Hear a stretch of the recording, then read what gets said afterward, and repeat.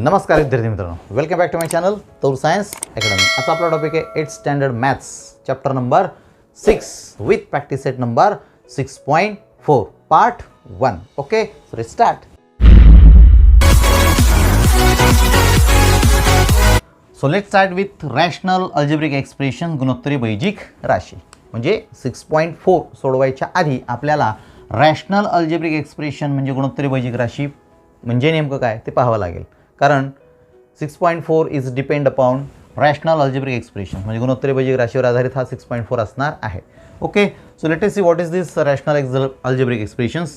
If A and B are two algebraic expressions, म्हणजे जर ए आणि बी हे दोन बैजिक राशी असतील आणि जर आपण त्यांना देन ए अपॉन बी या स्वरूपामध्ये जर त्यांना आपण मांडलं ए छेद बीच्या स्वरूपात, then it is called as rational algebraic expression म्हणजे गुणोत्तरी बैजिक राशी. आता पुढं प्रश्न आहे की गुणोत्तरी बैजिक राशी आपल्याला कळालं की ए अपॉन बीच्या स्वरूपामध्ये जर आपण त्यांना मांडलं म्हणजे अंश आणि छेदाच्या स्वरूपामध्ये, मग ते रॅशनल अल्जेब्रिक एक्सप्रेशन्स होतात. मग अल्जेब्रिक एक्सप्रेशन सोडवायच्या म्हणजे नेमकं काय करायचं, तर अल्जेब्रिक एक्सप्रेशन आपल्याला गुणाकार, भागाकार, बेरीज आणि वजाबाकी या स्वरूपामध्ये दिलेले असतील. या सर्व ऑपरेशन्स म्हणजे सर्व क्रिया करायच्या. मग ते क्रिया करताना आपल्याला काय करायचं आहे, तर याच्या आधी आपण जे काय पाहिलेलं आहे फॅक्टरायझेशन मेथड, ओके, त्यानंतर एक्सपान्शन फॉर्म्युला, हे सर्व त्याच्यामध्ये वापरून आपल्याला 6.4 मधली गणितं जी आहेत ते सॉल्व्ह करायचे. Okay, so let's start. So let's start with practice set number 6.4. Question number 1, simplify, सोपे रूप द्या. त्यातलं पहिलं example, m square minus n square divided by m plus n bracket square into m square plus mn plus n square divided by m cube minus n cube. Okay, so these are the two algebraic rational expression. दोन बैजिक राशी आपल्याला, दोन गुणोत्तरी बैजिक राशी दिलेल्या आहेत आणि त्यांचा आपल्याला गुणाकार करायचा आहे. मग हा गुणाकार करत असताना किंवा याला सॉल्व करत असताना काय करावं लागेल आपल्याला, त्याच्यामध्ये दिलेली जे काही टर्म्स आहेत किंवा अल्जेब्रिक एक्सप्रेशन्स आहेत ते अल्जेब्रिक एक्सप्रेशनचं आपल्याला फॅक्टरायझेशन मेथडने फॅक्टरायझेशन करावं लागेल किंवा एक्सपान्शन फॉर्म्युला वापरून एक्सपान्शन करावं लागेल. अँड देन ज्या टर्म्स आपल्याला मिळतील त्याच्यापैकी काही गुणाकार, भागाकार ज्यांचा जसा होईल ते सॉल्व करायचं आणि रिमेनिंग जे काही शिल्लक राहतं सिम्प्लिफाय करताना, so that is our answer. Okay, मग त्यासाठी काही फॉर्म्युले आपल्याला लागणार आहेत ते मग आपण या कोपऱ्यामध्ये लिहिलेले आहेत, त्याचा आपण इथं वापर कसा होतो ते बघणार आहे. Okay, so let's start with the first example. मग फर्स्ट एक्झाम्पलमध्ये m square minus n square. Okay, look at this m square minus n square. It mean what is this, दोन पदांच्या वर्गांची वजाबाकी. Okay, subtraction of square of two terms. मी इथं subtraction of square of two terms दिलेलं आहे, त्याचं expansion काय दिलेलं आहे, A plus B in first bracket in second bracket A minus बी, म्हणजे पहिल्या कंसामध्ये त्यांची बेरीज आणि दुसऱ्या कंसामध्ये वजाबाकी असते, हे तुम्हाला माहीत आहे. So same thing will apply right here and therefore we will write m square minus n square म्हणजे in the first bracket I will write m plus n, पहिल्या कंसामध्ये त्यांची बेरीज आणि दुसऱ्या कंसामध्ये त्यांची वजाबाकी. ओके, आता खाली काय होईल बरं, इथे m plus n bracket square.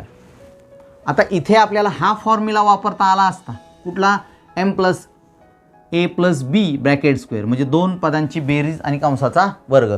परंतु आपल्याला सोडवताना ते एक्सपांड करून जमणार नाही. त्यासाठी आपण काय करणार, आपण फक्त असंच करणार, जर आपल्याकडे a प्लस b असेल ब्रॅकेट स्क्वेअर, याचा अर्थ काय, कुठल्याही संख्येचा वर्ग म्हणजे ती संख्या दोन वेळा घेऊन गुणाकार केलेला असतो. Okay, so we will write a plus B and in the second bracket again a plus B. Okay, ह्या दोघांचा गुणाकार म्हणजे ही संख्या दोन वेळा आली म्हणजे आपण काय करतो, त्याचा स्क्वेअर करतो. मग स्क्वेअरवाली टर्म आपल्याला अशीही लिहिता येते, म्हणजे कसं की 2 आहे.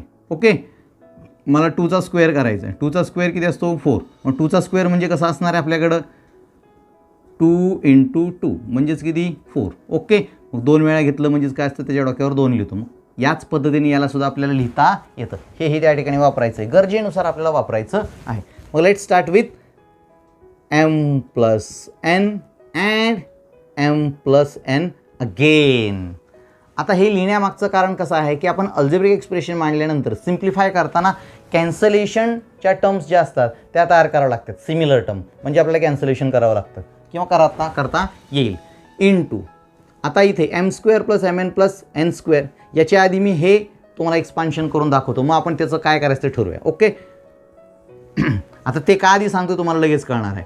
m cube minus n cube, इथे बघा बरं, a cube minus b cube, म्हणजेच काय त्याचं फॅक्टर कसे पडले, a minus B in the first bracket and in the second bracket a square plus ab plus B square. The same thing will apply right here. Okay, तीच thing आपण इथे apply करूया. कसं मग, in the first bracket their subtraction, that is ह्या दोन पदांची वजाबाकी, that is m minus n in the first bracket and in the second bracket first term square plus first term into second term plus second term square. Now, when we factorize these two terms like this, किंवा ह्या पदांचं आपण असं factorisation केलं, मग आता वरची term बघा बरं, ही काय टर्म आहे, सेम टर्म या ठिकाणी तुम्हाला आलेली दिसते. मग आता कॅन्सलेशन करताना ह्याचं अजून आपल्याला वेगळं काय करायची गरज राहणार नाही. So write this m square plus mn plus n square as it is, जसंच्या तसं. ओके, पुढं ब्रॅकेट अराउंड इट, म्हणजे आपल्याला कॅन्सलेशन करताना प्रॉब्लेम येणार नाही. नाव इट्स प्रोसेस टू कॅन्सलेशन. आता इथे बघा बरं, तुमच्याकडे काय काय आहे काय काय नाही. Okay, so we have m plus n here and m plus 1 m plus n here. हे दोन ब्रॅकेट सिमिलर आहेत, मध्ये गुणाकाराचं चिन्ह असतं, त्याच्यामुळे आपल्याला भागाकार किंवा त्यांचं कॅन्सलेशन करता येईल. म्हणजे m प्लस n 1 जा m plus n got cancelled. Okay, so m minus n, so we have m minus n right here and m minus n right here again on the numerator, so they will get cancelled. Now m square plus mn plus n square, he term अख्खी term आणि ही अख्खी term सुद्धा cancel होणार आहे, कारण या दोन कंसाच्या मध्ये गुणाकाराचं चिन्ह, त्याच्यामुळे आपण डिव्हिजन करू शकतो, भागाकार करू शकतो. So cancel this bracket. Okay, totally. Now the remaining thing, what is the remaining thing, काय शिल्लक राहिले बघा बरं. आता सगळं तर गेलं, फक्त खाली आता m प्लस n शिल्लक राहिलं. आता वरती काहीच नाही शिल्लक राहिलं, म्हणजे किती असणार आहे, 1 असतो. एकचा सगळ्यांना भाग गेला ना, त्याच्यामुळं 1/m plus n. Okay, which is left behind, and this is what the final answer. Simplification म्हणजे हेच त्याचं सिम्प्लिफिकेशन असणार आहे. सिम्प्लिफाय करून आपल्याकडं फक्त एवढंच उरलेलं आहे. Make a box around it which will highlight your answer. That's it for the first example. Understood? Let's move toward the second example. Second example, a square plus 10a plus 21 divided by a square plus 6a minus 7 into a square minus 1 divided by a plus 3. Okay, let's solve this example as the previous one. पाठीमागच्या सारखं आपण हे उदाहरण सोडूया. Very simple आहे. त्या फॉर्म्युलाकडे फक्त लक्ष द्या. कोणता फॉर्म्युला कुठं कसा अप्लाय करायचा त्यासाठी आपण ते कॉपरेट लिहिलेलं आहे. Okay, so a square plus 10a plus 21. आता हे काय आहे, इथं आपल्याला एक्सपान्शन फॉर्म्युल्याच्या ऐवजी काय करावं लागेल, आपल्याला फॅक्टरायझेशन करावं लागणार आहे. मग फॅक्टरायझेशन म्हणजे काय, क्वाड्रॅटिक ट्रायनॉमियल आहे नाही, म्हणजे वर्गीय त्रिपदी आहे ना. वर्गीय त्रिपदीचे आपण अवयव कसे पाडतो. ओके, लेट्स सी, ते आपण 5व्या प्रकरणामध्ये सुद्धा पाहिलेलं आहे, त्याच्यामुळे तुम्हाला येत असणार आहे. फक्त आपण याचं फॅक्टरायझेशन करायचं, याचं फॅक्टरायझेशन करायचं, त्यानंतर याचं एक्सपान्शन करायचं, आणि देन वी विल से किंवा we will decide what terms will be cancelled. Okay, let's see. A square, so a square minus plus 10a plus 21, याचं आपल्याला एक्सपान्शन किंवा फॅक्टरायझेशन करायचं. कसं करणार मग आपण काय करतो, ही जी मेथड आहे फॅक्टरायझेशन करण्याची, जेव्हा आपल्याला क्वाड्रॅटिक ट्रायनॉमियल असेल वर्गीय त्रिपदी है ना, त्यावर आपण काय करतो, या स्क्वेअरवाली टर्मचा जो कोइफिशियंट आहे आणि लास्ट टर्म आहे त्यांचा आपण काय करतो, गुणाकार करतो. सो हा गुणाकार किती तुमचा येणार आहे, 21. ओके, प्लसवाला 21, कारण सगळं प्लसमध्येच आहे, त्याच्यामुळे काय प्रॉब्लेम नाही चिन्हाचा. आणि मिडल जी टर्म आहे 10. ओके, आपल्याला दोन टर्म अशा पाहिजे असतात की ज्यांचा प्रोडक्ट गुणाकार जो आहे 21 एवढा आला पाहिजे आणि त्यांची बेरीज आली पाहिजे मिडल टर्म एवढी, म्हणजे 10 एवढी. ओके, अशा दोन टर्म सांगा, डोक्यात कॅल्क्युलेशन करायचं. त्या दोन टर्म काय असू शकतील मग, 7 त्रिक 21. ओके, 7 and 3 म्हणजे 7 त्रिक 21. ओके, आणि 7 आणि 3 10, बेरीज 10 येते, 10 येते, and the product is 21. So these two terms are perfectly match with these two conditions. मग आपण काय करूया, ह्याला ए लावूया, ह्याला पण येऊया, म्हणजे 7a plus 3a is equal to 10a. नाव काय करतो आपण इथं, मग कच्चं काम करायचं. हे सगळं कच्चं करायचं आणि इकडं पक्कं लिहायचं मित्रांनो, लक्षात घ्या. इथं सगळं मांडत बसायचं नाही, कच्चं करायचं सगळं. So a square will be as it is plus instead of this 10a we will write this 7a and 3a with signs. So इथं साईन नाहीत म्हणजे प्लस साईन असतं त्यांना. So 7a plus 3a 10a झालं plus 21. आता काय करतो आपण, ग्रुपिंग करतो. टू टर्मचं काय करतो आपण, ग्रुप करतो आणि त्यातनं कॉमन अवयव काढतो. ही सगळी प्रोसेस तुम्हाला माहिती आहे, आपण त्यामुळे पटपट घेतोय. सो याच्यामधनं काय कॉमन निघेल, ए. सो जे बाहेर काढतो त्याने आपण त्याला काय करतो, डिवाइड करतो, हेही तुम्हाला माहीत आहे.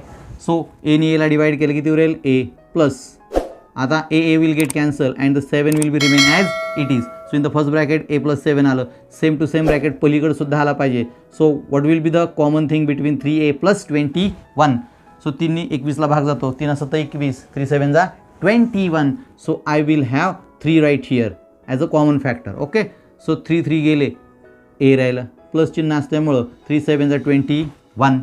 So A plus 7 and a plus 7 again take common. So a plus 7 in the first bracket and the remaining material which is outside the bracket will be in the second bracket, that is a plus 3. Okay, so these are the two factors of these quadratic trinomial. ते आपल्याला या ठिकाणी फक्त मांडायचे. कच्चं कामकाज केलं ना आपण, मग काय लिहिणार आहेत आपण a plus 7 and a plus 3. Okay, आता याचं पण तसंच फॅक्टरायझेशन करावं लागणार आहे because this is also a quadratic trinomial. मग त्याचं एक्सपान्शन करताना आपल्याला किंवा फॅक्टरायझेशन करताना इथं लिहावं लागेल. ओके, इथंच आपण कच्चं कामकाज करूया. त्याचं सुद्धा काय आपल्याकडे A square plus 6a minus 7.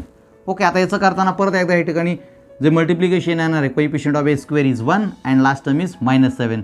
So 1 into -7 is equal to -7. So find out the two factors whose product is -7 and the addition will be +6. असे दोन फॅक्टर काय. सो वी विल गेट 7 1 जा 7, 7 1 7. ओके, म्हणजे 7 मधून जर 1 गेला तर तुम्हाला 6 भेटेल अँड -7 प्रोडक्ट कसा येईल. Okay, out of this two factor put minus sign to 1. जर 1ला आपण मायनस साईन टाकलं तर काय होईल, प्रोडक्ट तो -7 येणार तुमचा, परंतु 7 - 1 म्हणजे +6 येणार. त्याच्यामुळे हे दोन फॅक्टर या ठिकाणी परफेक्ट बसत आहेत. So again write A and A and put this two factor instead of 6a. You will get a square plus 7a minus 1a किंवा ओनली ए लिहिलं तरी चालेल -7. Okay, then group of two terms, then common factor. So here we will get a plus 7 again and इथं common काहीच निघत नाही म्हणजे 1 निघणार आहे. सो -1. जेव्हा कॉमन काहीच निघत नसतं त्यावेळेला 1 घ्यायचं असतं हे तुम्हाला माहीत आहे. हे minus sign as it is.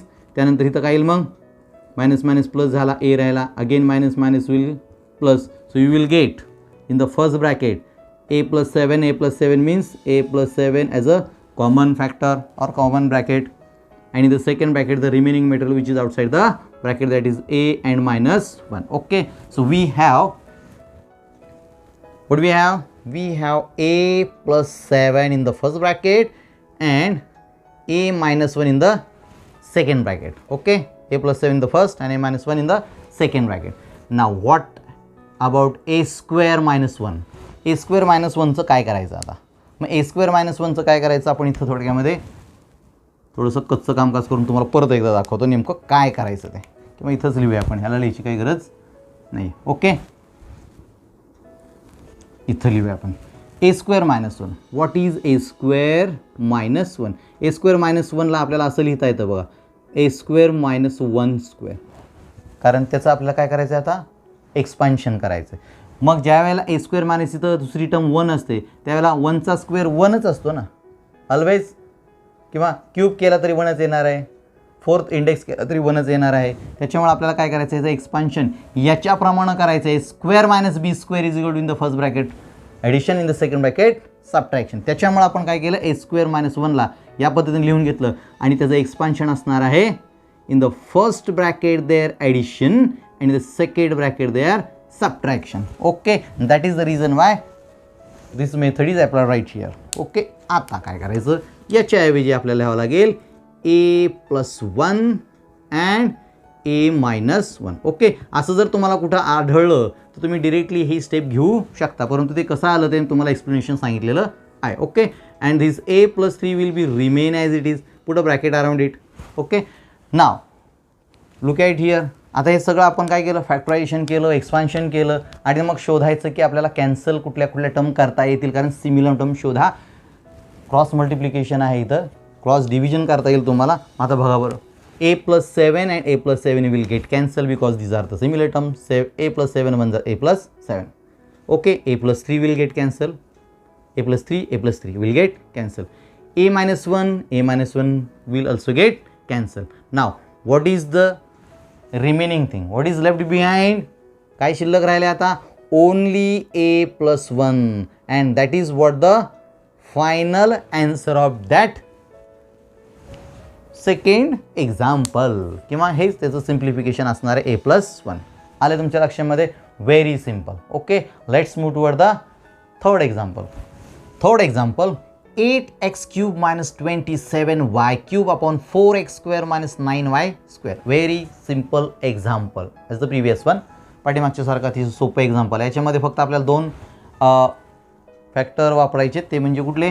तर 2 टर्मचा स्क्वेअर आणि 2 टर्मचा क्यूब. हे दोन फॅक्टरायझेशन आपल्याला इथं वापरले की आपला आन्सर येणार आहे. मग ते वापरायचं कसं? तुम्ही म्हणाल इथं 8x³ आहे, 27y³ आहे, परंतु हे 2 टर्मचे डायरेक्ट क्यूब नाही आहेत. याच्यामध्ये व्हेरिएबलचा क्यूब आहे, इथं सुद्धा व्हेरिएबलचा क्यूब आहे. म्हणजे 27 आणि 8 सेपरेट आहेत. मग त्यांना आपण काय करूया? एकत्र करूया. ओके, मग कसं करायचं त्यांना एकत्र? तर इथे पहा, 8x³ - 27y³. 27y³, 27. ठीक आहे. आता 8 कोणाचा क्यूब आहे? It is the cube of 2. Okay, आणि x³ त्याची जी टर्म आहे ती x आहे. परंतु when we write them together and put a power of 3 किंवा त्यांचा तिसरा घात केला किंवा क्यूब केला तर आपल्याला काय मिळणार आहे? Okay, the cube of 2 is 8 and cube of x is x³. That is he term आपल्याला अशी मिळणार. आपण फक्त रिव्हर्स आलं, 2x³, दोघांचा एकत्रित क्यूब केला म्हणजे आपल्याला अख्खी एक टर्म भेटली, एक पद भेटलं. आता याला सुद्धा आपण एकत्रच लिहूया. 27 is the cube of 3 and write the y next to 3 and put a cube of this whole term, म्हणजेच 3y घन. मग 3y घन म्हणजेच की 3चा घन किती असणार? 27 आणि y घन म्हणजे yच्या डोक्यावर 3. म्हणजे आपल्याला 2 सेपरेट टर्म मिळाल्या. तसंच ह्याचंही करून घेऊया आपण. ठीक आहे, 4x². Okay, 4x² - 9y². Okay, इथं सुद्धा एकत्र टर्मचा स्क्वेअर नाही आहे, फक्त व्हेरिएबलचा स्क्वेअर दिसतोय. आपण दोन्हींना एकत्र करून स्क्वेअर करता येईल का बघूया. याच टर्म आपल्याला कशा मांडता येतील? 4 is the square of 2 and this x next to 2. Okay, together square. दोघांचा एकत्रितपणे स्क्वेअर केला की आपल्याला असं मांडता येईल. 2चा स्क्वेअर 4 आणि xचा स्क्वेअर म्हणजे x च्या डोक्यावर 2. -9 मीन्स 3चा स्क्वेअर 9 असतो आणि y त्याच्या शेजारी लिहा आणि एकत्रितपणे दोघांचाही स्क्वेअर करून टाका. सो 3चा स्क्वेअर 9 आणि y म्हणजे yच्या डोक्यावर 2. त्याच्यामुळं first term and second term both term square आपल्याला भेटलेले आणि त्यांची सबट्रॅक्शन. तसंच इथं क्यूबचं सबट्रॅक्शन भेटलेलं आहे. ओके, नाव लेट्स सिम्प्लिफाय दिस. आता याला आपल्याला आधी तसं मांडून घेऊया आपण इथं आणि मग पुन्हा लिहूया आपण. अलग लक्षामध्ये तुमच्या? म्हणजे 2x³ - 3y³ divided by, again this is 2x² - 3y². Okay, now expand or factorise this term with the help of this formula. क्यूबवाला फॉर्म्युला तिथं अप्लाय करा, मग तुम्हाला काय भेटेल? In the first bracket there, subtraction according to the cube formula. So 2x - 3y in the first bracket. In the second bracket, first term square that is 2x bracket square plus first term that is 2x into 3y. Second term तुमची कुठली आहे? 3y plus second term that is 3y त्याचा square. Okay, the whole bracket is completed. Under the किंवा divided by 2x² - 3y².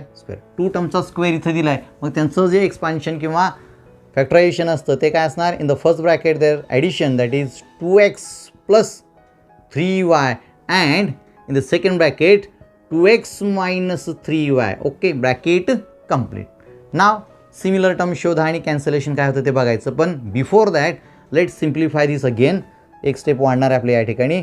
So 2x - 3y will be as it is जसंच्या तसं. And in second bracket 2x² means 4x² plus 2 into 3 6xy. यांचं आपण काय केलं? Multiplication केलं. आणि 3y² म्हणजेच 9y². ओके, म्हणजे कंस सोडवला थोडक्यामध्ये. 3चा वर्ग 9, yचा वर्ग म्हणजे yच्या डोक्यावर 2. And the remaining or the denominator things are 2x plus 3y as it is and 2x minus 3y will be as it is. Now it's time to cancel the similar terms. Okay, so 2x minus 3y, 2x minus 3y multiplication असल्यामुळे आपण त्यांना cancel करू शकतो, म्हणजेच भाग देऊ शकतो. दोघांचा एकचा भाग बसलेला आहे. आता हा ब्रॅकेट आणि हा ब्रॅकेट ह्याच्यामध्ये काही सिमिलॅरिटी नाही आहे किंवा आपण त्यांचं कॅन्सलेशन करू शकत नाही.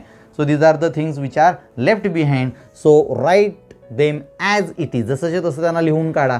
And that is what the final answer or the simplification of this example. 4x square plus 6xy plus 9y square divided by 2x plus 3y. That's it. Okay, so this is the simplification of third example. Fourth example, x square minus 5x minus 24 divided by x plus 3 into x plus 8 into x square minus 64 divided by x minus 8 bracket square. Again this is the simple, very simple. काय घाबरून जायची काय गरज नाही, सुटत जातं गणित ते. आपण फक्त काळजीपूर्वक सोडवलं पाहिजे. मग याला सोडवण्यासाठी इथं काय बरं, x square minus 5x minus 24 ही जी टर्म आहे ती क्वाड्रॅटिक ट्रायनोमियल आहे. ओके, म्हणजे क्वाड्रॅटिक ट्रायनोमियल. आणि इथं आपल्याला जे पाठीमागं वापरलं होतं एक्स स्क्वेअर मायनस 64 ते याच्याप्रमाणे आपल्याला करायचं आहे. ठीक आहे, आणि याला फक्त काय करायचं आहे, स्क्वेअर दोन टर्मचा जो स्क्वेअर आहे तो फक्त सेपरेट करून लिहायचा आहे. लक्षामध्ये. मग आता काय करूया आपण, याला सोडवताना एक्स स्क्वेअर मायनस 5x याला कसं सोडायचं आहे बघा, x square minus 5x minus 24.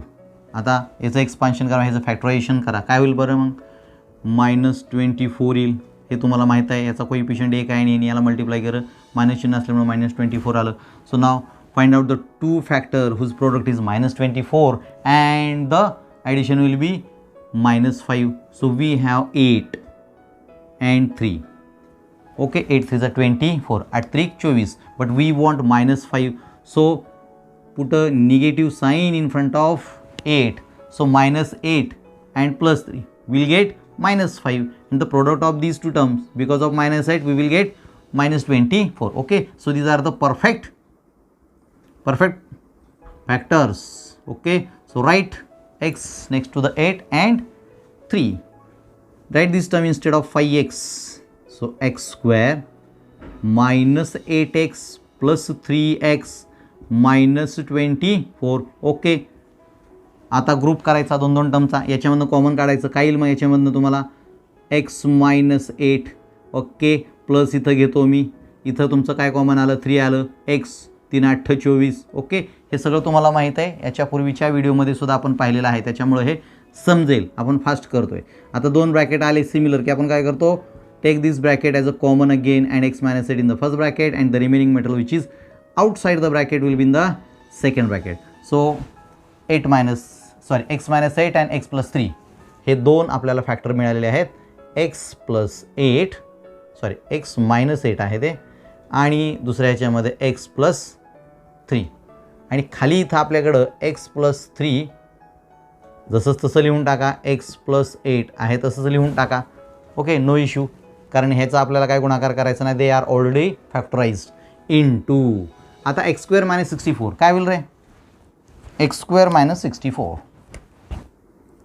So x square minus 64ला आपल्याला कसं मांडता येईल, x square will be as it is and 64 is the square of 8.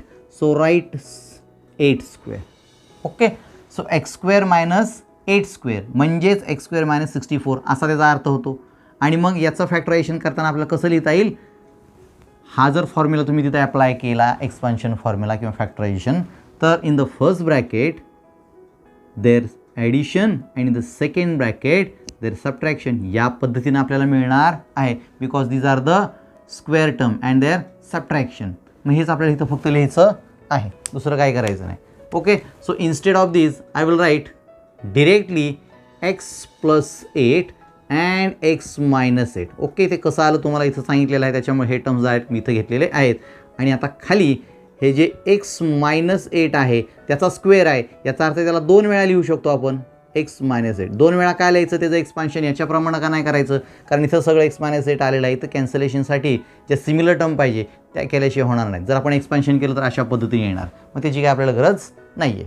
ठीक आहे, Now it's time to cancel the similar terms. Okay, so we have x minus 8 right here and x minus 8 right here. Okay, so these are the similar term which will get cancel. तुम्ही इथे cancel करा, मी इथून इकडे घेतलं का, इथं होतं की आपल्याकडे, मग हे इथं कॅन्सल करा. लक्षामध्ये x minus 8 will get cancel. Now x plus 8, so we have x plus 8 right here. Again x plus 3 and x plus 3, so all terms are get cancelled. All terms are got cancelled. Nothing is left behind. So if nothing is left behind, it means that your answer will be 1. कारण सगळ्यांना एक चा भाग गेलेला आहे, सगळं cancel झालं, फक्त एक उत्तर आलं. So this is the simplification of the fourth example. That's it. Okay, I hope you have understood all the examples in detail. So these are the 4 examples which you have covered in this video. In the next video we will solve the another 4 examples. Till then, Jai Hind, Jai Maharashtra.